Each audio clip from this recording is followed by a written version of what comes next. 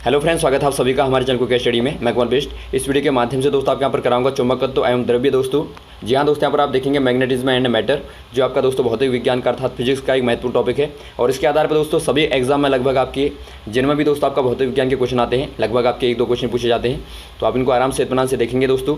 और यहाँ पर देखिए, शुरू करने के बाद थोड़ी सी एक दरख्वास्त करना चाहेंगे, यदि आपने हमारे चैनल को सब्सक्राइब नहीं किया अभी तक दोस्तों, तो प्लीज़ हमारे चैनल को सब्सक्राइब कीजिए और बेल आइकन को प्रेस करना मत भूलिएगा, ताकि हमारी वीडियोज़ की नोटिफिकेशन आपको प्रथम प्राप्त हो सके। तो आज शुरू करते हैं। एक कॉपी और पेन आप ज़रूर निकाल लेंगे, ताकि दोस्तों आपको यहाँ पर जो भी मिलेंगे फॉर्मूले मिलेंगे दोस्तों, आपको बहुत सारी चीज़ें आपको यहाँ पर मिलेंगी, उनको आप नोट करते रहेंगे लगातार, क्योंकि यहाँ पर आपको बहुत जगह कम होती है तो समय आपको नहीं मिल पाएगा। आप तुरंत कॉपी निकाल लें, ताकि आपको जो भी मिलेगा आप नोट करते रहेंगे। देखिए दोस्तों, पहला क्वेश्चन यहाँ पर क्या है, चुंबकीय द्विध्रुव आघूर्ण का मात्रक क्या होता है। सबसे पहले दोस्तों आपको चुंबकीय द्विध्रुव आघूर्ण को समझना है, अर्थात जो मैग्नेटिक डायपोल मोमेंट होता है दोस्तों, होता क्या है। सबसे पहले दोस्तों आप एक डायपोल को समझिए। छोटा सा एक भाग होता है दोस्तों, जहाँ पर आप दो अपोजिट पोल को लेते हैं, एक आपका नॉर्थ है, एक आपका साउथ है। इसकी लंबाई दोस्तों बहुत ही छोटी होती है, अल्पतम लंबाई होती है, इसे आप 12 भी कह सकते हैं दोस्तों। तो ये एक प्रकार का दोस्तों क्या है, डायपोल है। तो इस प्रकार का हो गया। अब यहाँ पर देखिए दोस्तों, जब आप इसे किसी चुंबकीय क्षेत्र में रखते हैं या फिर धारावाही में रखते हैं दोस्तों, तो इसमें एक प्रकार की गति होने लगती है, अर्थात ये थोड़ा सा वाइब्रेट करेगा, तो उसी को दोस्तों आप मोमेंट कहते हैं। आप कह सकते हैं दोस्तों, मान लीजिए आप सिंपल एग्जांपल लें, एक धारावाहिक लूप आप लें दोस्तों, जिसका सरफेस एस है एरिया, और इसमें दोस्तों आई धारा जब आप प्रवाहित करेंगे, तो इसमें दोस्तों एक प्रकार का क्या होता है, मोमेंट होता है दोस्तों। इस मोमेंट का म्यू या फिर आप एम से रिप्रेजेंट करते हैं। तो इसी को दोस्तों आप क्या कहते हैं, इसी को दोस्तों आप कहते हैं द्विध्रुव आघूर्ण। तो अब आपको यहाँ पर देखिए पूछा क्या गया, मात्रक पूछा गया है। तो इसका फॉर्मूला होता है दोस्तों आपका एम बराबर, एम कहें या फिर आप म्यू कहें दोस्तों, तो एम बराबर आपका होता है आई ए। ए क्या है दोस्तों, ए कहें या फिर आप यहाँ पर एस कहें, सरफेस कहें। यहाँ पर ए दोस्तों आपका एरिया है, अर्थात क्षेत्रफल है, और आई आपका धारा है जो आपने प्रवाहित की थी। तो आप यहाँ से मात्रक निकालेंगे तो क्या निकलेगा दोस्तों, आई का मात्रक होता है एम्पियर, एम्पियर आपका हो जाएगा, और गुणा दोस्तों एरिया का मात्रक आपको पता होगा मीटर का स्क्वायर होता है। तो यहाँ से दोस्तों आपका निकल गया एम्पियर गुणा मीटर का स्क्वायर आपका आ गया। तो ये दोस्तों आपके यहाँ पर देखिए एम्पियर गुणा मीटर का स्क्वायर होगा, यहाँ पर थोड़ा सा मिसप्रिंट है, यहाँ पर स्क्वायर आपका हो जाएगा। तो ऑप्शन नंबर दोस्तों आपका बी वाला सही हो जाएगा। अगला क्वेश्चन यहाँ पर देखिए दोस्तों, एक वृत्तीय धारा लूप का चुंबकीय द्विध्रुव आघूर्ण आपको एम दिया है। यदि धारा लूप की त्रिज्या आधी कर दी जाए, तब चुंबकीय द्विध्रुव आघूर्ण में क्या प्रभाव पड़ेगा। दोस्तों यहाँ पर देखिए, आपको अभी हमने बताया था, यहाँ पर द्विध्रुव आघूर्ण को बताया था दोस्तों, डायपोल मोमेंट को बताया था एम। दोस्तों यहाँ पर देखिए आपको वृत्ताकार धारावाही लूप दिया है, तो इसका मतलब दोस्तों आपका देखिए अभी आपने पढ़ा था, एम बराबर क्या होता है दोस्तों आपका, एम बराबर आई ए होता है। अर्थात दोस्तों एम बराबर आपका हो जाएगा आई ए की जगह पर क्या हो जाएगा दोस्तों आपका पाई आर स्क्वायर हो जाएगा। जहाँ पर दोस्तों पाई आर स्क्वायर क्या है, एक वृत्त का दोस्तों क्षेत्रफल होता है, एरिया होती है, आपको पता होगा। जहाँ पर आपका आर रेडियस होती है, यदि आप धारावाही को लूप को लें दोस्तों, वृत्ताकार लें, तो इसका दोस्तों आपका पाई आर स्क्वायर होता है। तो ये दोस्तों आपका इनिशियल आ गया, शुरुआत में आ गया। अब जब आप आधा कर देंगे दोस्तों, तो उसे आप एम डैश मान लीजिए आपका एम डैश आपका जब आधा करने के बाद में है, तो आधा करने में दोस्तों त्रिज्या को आधा कर देंगे, तो आपका क्या आ जाएगा, आई तो पहले से है पाई आर बट्टे 2 का स्क्वायर, ये हो जाएगा आपका। अब देखिए दोस्तों ये आपका क्या आएगा, ये आपका आएगा आई पाई आर स्क्वायर अपॉन 4। अब आप क्लियर देखते हैं दोस्तों, एम डैश बराबर कितना हो गया, एम की तुलना में दोस्तों बाई 4 हो गया, अर्थात एम डैश बराबर एम अपॉन 4। तो ये आपका निकल के आ गया। तो आप कह देंगे दोस्तों, यदि आप त्रिज्या को आधा करते हैं, तो जो आपका आघूर्ण है वो चौथा रह जाएगा। तो ऑप्शन नंबर आपका तीसरा वाला दिखता है, ऑप्शन नंबर दोस्तों m/4 आपका रह जाएगा। तो ऑप्शन नंबर 3 वाला आप टिक कर देंगे। अगला क्वेश्चन यहाँ पर देखिए दोस्तों, एल लंबाई की एक चालक तार को वृत्ताकार लूप में मोड़ दिया गया है तथा आई एम्पियर की धारा उसमें प्रवाहित कर दी गई है। तो आपको बताना दोस्तों लूप का चुंबकीय आघूर्ण क्या होगा। दोस्तों बिल्कुल क्वेश्चन आपका वैसे ही है, लेकिन यहाँ पर थोड़ा सा आपको ध्यान क्या देना है, जो आपका लूप है वृत्ताकार, ये दोस्तों आई यहाँ पर लंबाई एल है इसकी। अब देखिए आपका यदि आपका वृत्ताकार है, तो आपका वृत्त के लिए क्या होता है दोस्तों, वृत्त के लिए आपका जो लंबाई होती है वो आपका परिधि होती है, अर्थात एल बराबर आपका 2 पाई आर होती है। यदि आपका आर त्रिज्या है, तो एल का मतलब दोस्तों आपका 2 पाई आर होगा, क्योंकि लंबाई का मतलब परिधि होती है। तो यहाँ पर देखिए दोस्तों आपको क्या करना पड़ेगा, आपको यहाँ पर देखिए एल के फॉर्म में आपको आंसर बताना। देखिए तो बराबर दोस्तों आपका आई पाई आर स्क्वायर। अब दोस्तों यहाँ पर देखिए आपको पाई आर स्क्वायर को 2 पाई आर के फॉर्म में लिखना है, क्योंकि तभी आप लंबाई के फॉर्म में उसे लिख पाएंगे। अब देखिए दोस्तों आप क्या करेंगे, एम बराबर आई आपका पहले से है, तो इससे आप कर देंगे 2 पाई आर का स्क्वायर। आपने स्क्वायर किया दोस्तों, तो आपको नीचे भाग देना पड़ेगा 4 पाई का। अब देखिए यदि आप इसे सॉल्व करेंगे तो आपको पाई आर स्क्वायर ही मिलेगा, अर्थात आपने क्या कर दिया, केवल आपने फॉर्म को बदल दिया दोस्तों, केवल आपने फॉर्म को चेंज किया है। पाई आर स्क्वायर की जगह पर आपने 2 पाई आर का होल स्क्वायर बट्टे 4 पाई आपने रख दिया, ताकि दोस्तों आप इसकी जगह पे एल को रख सकें। तो यहाँ पर देखिए आप m बराबर क्या कर देंगे, m बराबर आई एल का स्क्वायर अपॉन 4 पाई। तो ये दोस्तों अब क्या आ जाएगा, आघूर्ण आ जाएगा धारावाहिक लूप का। तो ऑप्शन नंबर आपका पहला ही वाला दिखता है, तो पहला वाला दोस्तों आप टिक कर देंगे। अगला क्वेश्चन यहाँ पर देखिए दोस्तों, पृथ्वी के चुंबकीय ध्रुवों पर नति कोण का मान क्या होता है। बहुत ही बार पूछा जाने वाला क्वेश्चन है दोस्तों। आपको नति कोण या फिर आप कहें नमन कोण दोस्तों आपको पूछा जाता है। तो यहाँ पर देखिए आपको पूछा गया है पृथ्वी के चुंबकीय ध्रुवों पर आपको बताना है दोस्तों। यहाँ पर देखिए सबसे पहले आपको बताते हैं नति कोण होता क्या है दोस्तों, उसके बाद आपको बताएंगे ध्रुवों पर क्या होता है। नति कोण दोस्तों, मान लीजिए आपने कोई ध्रुव आधार लिया, यहाँ पर दोस्तों आपने एक चुंबकीय सुई को लटका दिया। यहाँ पर सीधी लाइन है, यहाँ पर आपने इस सुई को लटकाया, मान लीजिए सुई इस प्रकार से आपकी लटक रही है। अब यहाँ पर देखिए दोस्तों ये वाला एक अक्ष है जो नॉर्थ और साउथ, जो एक सुई के नॉर्थ और साउथ है, उनकी जो अक्ष है दोस्तों उसे आप बोलते हैं चुंबकीय यामोत्तर। आप नोट कर लेंगे, ये आपका चुंबकीय यामोत्तर है दोस्तों, जो दोनों अक्षों को मिलाता है।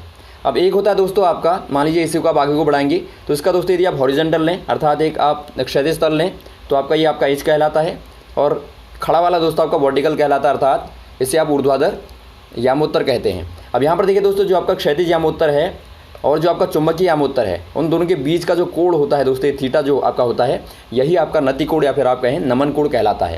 तो आप नोट कर लेंगे इस प्रकार का फिगर बना के, ये आपका दोस्तों नमन कोण कहलाता है। अब देखिए दोस्तों ध्रुवों पर जो आप यदि बात करें, ध्रुवों पर दोस्तों इन दोनों का मान क्या होता है, एक दूसरे के परपेंडिकुलर होते हैं दोस्तों। चुंबकीय यामोत्तर और जो आपका क्षैतिज यामोत्तर है, दोनों क्या होते हैं, एक दूसरे के परपेंडिकुलर होते हैं, अर्थात इनके बीच का कोण दोस्तों आपका क्या होता है, 90 डिग्री का होता है। तो आप हमेशा याद रखेंगे, उत्तरी या फिर आप दक्षिणी ध्रुवों की बात करें दोस्तों, वहाँ पर आपका 90 डिग्री होगा। तो ऑप्शन नंबर आपका डी वाला सही हो जाएगा, 90 डिग्री। ये क्वेश्चन आपका बार बार आता है। अगला क्वेश्चन यहाँ पर देखिए दोस्तों, चुंबकीय यामोत्तर तथा भौगोलिक यामोत्तर के बीच के कोण को क्या कहते हैं। अब देखिए दोस्तों आपको अभी चुंबकीय यामोत्तर तो आपको बता दिया गया। मान लीजिए आपने कोई भी चुंबक लिया है, इन दोनों को मिलाने वाली जो आपकी रेखा का अक्ष है दोस्तों, यहाँ पर NS है, तो इसके ऊपर से जो आपने समांतर अक्ष लिया है वो आपका चुंबकीय यामोत्तर कहलाता है। अब आपको बताना है दोस्तों भौगोलिक यामोत्तर को आपको समझना है। आपको पता होगा दोस्तों पृथ्वी का भी एक अपना चुंबकत्व होता है, क्योंकि पृथ्वी भी दोस्तों एक चुंबक की भांति बिहेव करती है, आपको पता होगा। तो इसका भी दोस्तों एक नॉर्थ और साउथ होगा, क्योंकि यदि आपका चुंबकत्व का व्यवहार करेंगे तो इसका मतलब इसका भी एक नॉर्थ और साउथ पोल होगा। तो इसको दोस्तों आप इन दोनों की यदि आप नॉर्थ और साउथ के समांतर एक प्लेन ले लें तो इसे ही दोस्तों आप बोलते हैं भौगोलिक यामोत्तर। तो ये आपका भौगोलिक यामोत्तर हो गया। अब ये भौगोलिक यामोत्तर और दोस्तों मान लीजिए आपने कोई चुंबक यहाँ पर बीच में लिया है, उसका एक नॉर्थ और साउथ पोल का जो अक्ष होता है वो आपका चुंबकीय यामोत्तर है और ये आपका भौगोलिक यामोत्तर है। तो इन दोनों के बीच का जो कोण होगा, मान लीजिए आपका पृथ्वी का है दोस्तों, मान लीजिए आपका पृथ्वी का है और बीच में हमने कोई चुंबक रखा तो उसका यहाँ पर ये है, तो इन दोनों के बीच में जो एंगल बनेगा दोस्तों, मान लीजिए यहाँ पर एंगल जो बनेगा, तो ये एंगल दोस्तों आपका डैश आप कह सकते हैं, ये आपका एंगल दोस्तों क्या कहलाता है, ये आपका दिक्पात कोण कहलाता है। तो आप याद रखेंगे दिक्पात का कोण दोस्तों आपका कहलाता है। ऑप्शन नंबर 2 वाला सही हो जाएगा। तो आप इन अक्षरों को याद रखेंगे ज़रूर दोस्तों, ताकि आपको समझ में आ जाए, क्योंकि इन्हीं पर कन्फ्यूजन लोगों को रहता है। यदि आपको याद रहेंगे तो आप आसानी से दोस्तों सारे के सारे क्वेश्चनों को इनके आधार पर बता देंगे। अगला क्वेश्चन यहाँ पर देखिए दोस्तों, किसी स्थान पर पृथ्वी के चुंबकीय क्षेत्र के क्षैतिज तल तथा ऊर्ध्वाधर तल घटक बराबर हैं, तो उस स्थान पर दोस्तों नति कोण का मान क्या होगा। दोस्तों अभी आपको हमने नति कोण के बारे में बताया दोस्तों, डिफाइन किया। अब यहाँ पर आप फॉर्मूले के बारे में पढ़ेंगे। देखिए जो आपका फॉर्मूला होता है वो दोस्तों आपका tan थीटा बराबर आपका होता है V/H, जहाँ पर V क्या है दोस्तों आपका वर्टिकल है, H आपका हॉरिजॉन्टल वाला अक्ष है। तो यदि आप दोस्तों यहाँ पर V और H को निकालेंगे तो आपका होता है दोस्तों BE, ये आपका ऊपर वाला वर्टिकल वाला दोस्तों आपका होता है B sin ऑफ थीटा और नीचे वाला दोस्तों आपका होता है B cos ऑफ थीटा। अभी फिलहाल आपको इनकी आवश्यकता नहीं है, केवल आपको V और H को देखना है। आपको दिया है दोस्तों कि दोनों घटक बराबर हैं, कहने का मतलब है V और H बराबर हैं। तो इसका मतलब दोस्तों आपका tan थीटा बराबर V/V आप कह सकते हैं, या फिर आप H/H कह सकते हैं, दोनों बराबर हैं। तो ये दोस्तों आपको 1 देगा। अब आपको थीटा निकालना है, क्योंकि आपका नति कोण यहाँ पर देखिए थीटा है, तो आपको थीटा पूछा गया, तो थीटा बराबर दोस्तों आपका tan इनवर्स 1 आ जाएगा। अब आपको पता होगा दोस्तों tan का मान 1 कहाँ पर होता है, 45 पर होता है। तो ऑप्शन नंबर दोस्तों आपका कौन सा हो जाएगा, आपका ए वाला 2 वाला दिखता है दोस्तों आपका 45 डिग्री पर क्या होगा, ये दोस्तों बराबर होंगे। तो ऑप्शन नंबर आपका 2 वाला सही हो जाएगा। तो आप नति कोण का फॉर्मूला याद रखेंगे दोस्तों, ताकि आपको जो भी क्वेश्चन आएंगे इसके आधार पर आप कर सकें। अगला क्वेश्चन यहाँ पर देखिए दोस्तों, पृथ्वी के चुंबकीय क्षेत्र का क्षैतिज घटक 0 होता है कहाँ पर। दोस्तों यहाँ पर देखिए आपको पूछा गया कि चुंबकीय क्षेत्र का क्षैतिज घटक, अभी आपको बताया दोस्तों हमने, मैग्नेटिक का जो आपका हॉरिजॉन्टल कंपोनेंट है दोस्तों क्या होता है, H बराबर आपका होता है दोस्तों BE cos ऑफ थीटा, ये आपका होता है, जहाँ पर थीटा क्या है दोस्तों नति कोण है, आप याद रखेंगे। यहाँ पर याद रखने की आवश्यकता है नहीं दोस्तों। आपको यहाँ पर देखिए, आप सिंपल देख सकते हैं। अभी आपको हमने बताया था फिगर के माध्यम से दोस्तों, एक चुंबकीय सुई को हमने लेके बताया था आपको, इस प्रकार से है। तो इसका हॉरिजॉन्टल घटक दोस्तों आपका ये वाला होता है, और ये आपका चुंबकीय वाला होता है, और ये आपका वर्टिकल वाला होता है।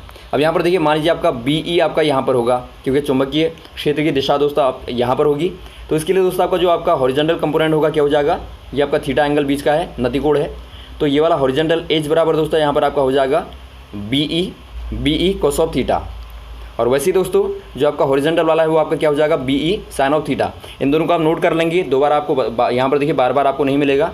एज बराबर आप नोट करेंगे BE cos ऑफ थीटा, और वर्टिकल वाला आप याद रखेंगे BE sin ऑफ थीटा। यहाँ पर आपको देखिए क्षैतिज वाला पूछा गया, अर्थात आपको हॉरिजॉन्टल वाला पूछा गया, तो इसीलिए आप BE cos ऑफ थीटा रखेंगे। यदि आपको ऊर्ध्वाधर वाला पूछा जाता तो वहाँ पर आप BE sin ऑफ थीटा को रखते, तो आप याद रखेंगे। तो यहाँ पर दोस्तों क्या हो जाएगा, आपका BE cos ऑफ थीटा हो जाएगा। अब दोस्तों आपको यहाँ पर बताया गया है कि ये घटक आपका शून्य है। तो शून्य कहाँ पर होगा दोस्तों, यदि आपका थीटा बराबर जहाँ पर 90 होगा वहाँ पर आपका शून्य होगा, क्योंकि आपको पता होगा cos 90 का मान क्या होता है दोस्तों, 0 होता है। तो इसीलिए आप कहेंगे दोस्तों आपको, और नतिकोण 90 कहाँ पर होता है, ध्रुवों पर होता है। अभी आपने पढ़ा था ध्रुवों पर आपका नतिकोण का मान 90 होता है। तो यहाँ से आप निकालते हैं दोस्तों कि चुंबकीय ध्रुवों पर आपका होगा, ऑप्शन नंबर 1 वाला सही हो जाएगा दोस्तों, शून्य आपका चुंबकीय ध्रुवों पर होगा। अगला प्रश्न यहाँ पर देखिए दोस्तों, पृथ्वी तल के किसी निश्चित स्थान पर पृथ्वी के चुंबकीय क्षेत्र का ऊर्ध्वाधर घटक क्षैतिज घटक का √3 गुना है। तो इस पर दोस्तों आपको नतिकोण का मान बताना है। सिंपल आप वही करेंगे, देखिए आपको ज़्यादा मेहनत नहीं करनी है। tan थीटा बराबर अभी आपने देखा दोस्तों V/H होता है। अब आपको यहाँ पर दिया, देखिए जो ऊर्ध्वाधर घटक है वो क्षैतिज घटक का √3 गुना है। कहने का मतलब है दोस्तों, जो V है V बराबर आपका √3H आपको दिया है। तो इसका मतलब आप क्या करेंगे, V की जगह पर दोस्तों आप √3H को रख देंगे। तब देखिए आपका क्या बनता है, tan थीटा बराबर आपका हो जाएगा दोस्तों √3H अपॉन H आपका पहले से है, तो ऐसे ऐसे आपका कट गया दोस्तों। तो आपका tan थीटा बराबर √3 आ गया। और आपको पता होगा दोस्तों थीटा बराबर आपका tan इनवर्स √3 कहाँ पर होता है, आपको पता होगा दोस्तों √3 कहाँ पर होता है, tan के टेबल में 60 पर होता है दोस्तों।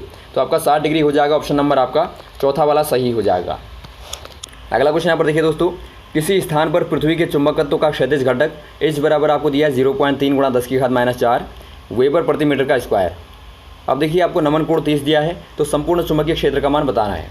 दोस्तों अभी आपने देखा था H बराबर क्या होता है, आपका जो आपका क्षैतिज वाला घटक होता है दोस्तों BE cos ऑफ थीटा, जहाँ पर थीटा क्या है, नमन कोण है। यहाँ पर देखिए दोस्तों आपको H का मान दिया है और थीटा भी आपको दिया है, तो आपको BE निकालना है। तो आप क्या करेंगे दोस्तों, BE बराबर आप कर देंगे H upon cos of theta. cos of theta की जगह पर आप 30 रख देंगे। तो ये दोस्तों आपका देखा H अपॉन, यहाँ पर देखिए cos 30 का मान क्या होता है दोस्तों, cos 30 का मान आपका होता है √3/2। तो √3/2 होता है, तो 2 आपका ऊपर चला जाएगा। तो ये हो जाएगा दोस्तों आपका 2 गुणा H का मान आप रख देंगे 0.3 × 10⁻⁴ अपॉन √3। अब दोस्तों यहाँ पर देखिए सिंपल आप इसे सॉल्व कर देंगे। आपको पता होगा √3 का मान कितना होता है दोस्तों, अप्रॉक्सीमेटली √3 का मान होता है दोस्तों आपका 1.77 लगभग रख देंगे तो आपको आंसर मिल जाएगा। तो इसे आप सिंपल रखेंगे दोस्तों, तो आपको आंसर मिलेगा 3.4 × 10⁻⁵ वेबर प्रति मीटर का स्क्वायर। तो इतना दोस्तों आपका क्या आ जाएगा, चुंबकीय क्षेत्र की वैल्यू आ जाएगी। और ऑप्शन नंबर आपका चौथा वाला देखता है, तो चौथा वाला सही हो जाएगा दोस्तों। तो सिंपल दोस्तों आपको कैलकुलेशन करनी थी, कुछ भी नहीं करना था, कैलकुलेशन करके आप आराम से निकाल लेंगे। अगला क्वेश्चन यहाँ पर देखिए दोस्तों, चुंबकीय क्षेत्र B के लंबवत V वेग से चलने वाले आवेश Q पर लगने वाले बल का मान आपको बताना है। दोस्तों यहाँ पर देखिए, जब आपका कोई चुंबकीय क्षेत्र में दोस्तों किसी मैग्नेटिक फील्ड में कोई आवेश दोस्तों लंबवत प्रवेश करता है, आप हमेशा याद रखेंगे लंबवत यदि प्रवेश करता है तो उस पर लगने वाला जो आपका बल होता है दोस्तों, बहुत ही फेमस फॉर्मूला आपका होता है। जो आपका बल होता है वो आपका होता है QVV। आप याद रखेंगे आवेश का चार्ज गुणा वेलोसिटी गुणा चुंबकीय क्षेत्र। तो ऑप्शन नंबर आपका कौन सा हो जाएगा दोस्तों, पहला वाला आपका हो जाएगा QVV आपका सही हो जाएगा जब आवेश लंबवत प्रवेश करेगा। अगला क्वेश्चन यहाँ पर देखिए दोस्तों, चुंबकीय प्रवृत्ति का मान कम परंतु धनात्मक होता है। चुंबकीय प्रवृत्ति पहले होती क्या दोस्तों, पहले आप समझिए। चुंबकीय प्रवृत्ति को आप साई से रिप्रेजेंट करते हैं। साई बराबर आपका होता है दोस्तों I/H। अब यहाँ पर देखिए I क्या है दोस्तों, I है आपका चुंबकीय तीव्रता, चुंबकीय क्षेत्र की तीव्रता होती है, इंटेंसिटी होती है दोस्तों। और H आपका होता है चुंबकीय क्षेत्र, चुंबकन क्षेत्र होता है जो आपका दोस्तों किसी भी आपने लूप में जब आपने धारा दी तो धारा के कारण दोस्तों जो चुंबकीय क्षेत्र उत्पन्न होता है वो आपका H है। और I दोस्तों क्या है, तीव्रता है। तीव्रता का मतलब क्या होता है दोस्तों, किसी भी एकांक आयतन में जो आपके आघूर्ण होते हैं उनको आप तीव्रता बोलते हैं।